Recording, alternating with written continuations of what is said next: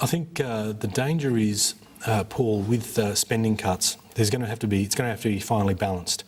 Monetary policy isn't having the impact in terms of stimulating the economy. Economies all over the world are having subdued growth.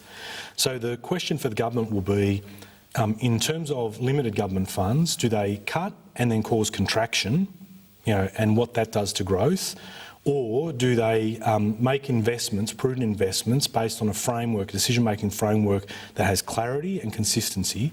And my concern is that this government won't have that. Okay, now the way I interpret that answer is you saying, I think it's very clear, what you're saying is that Labor thinks in order to maintain economic activity, we should remain in deficit for longer than we otherwise would. Well, no, I didn't say that at all. You didn't say that. I said it's a balancing act about using limited government funds and not overseeing a contraction in the economy where other levers of government aren't providing stimulus, where trade is subdued and there's even though we're having export growth, you're not necessarily going to get a massive boost in income through export growth.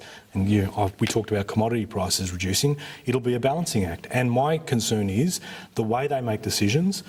For example, chucking $9 billion at the Reserve Bank when they could have structured it differently is of great concern. All right, we're almost out of time, but I've got to ask you about these reports of reform of the disability support pension that have been mooted by the government. We asked Matthias Cormann about it as well. Will Labor positively look at supporting this because it is an incredible area of spending growth? I'll come back to my point about there's no framework, no consistency, no detail. I mean, Kevin Andrews today.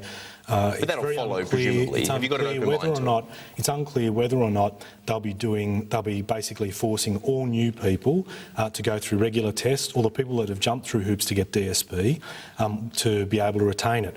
As a local member, I get more complaints about people having trouble getting onto DSP, and I've also had increased complaints post state government decisions on workers' comp law. Do you think there's a problem with the scheme? I think we should always look to ensure that people who have difficulty getting income through work because of disability, to ensure and validate that, but it shouldn't be through the course of demonising them, and they shouldn't be doing it by undercutting the opportunity to put in a thorough scheme like NDIS.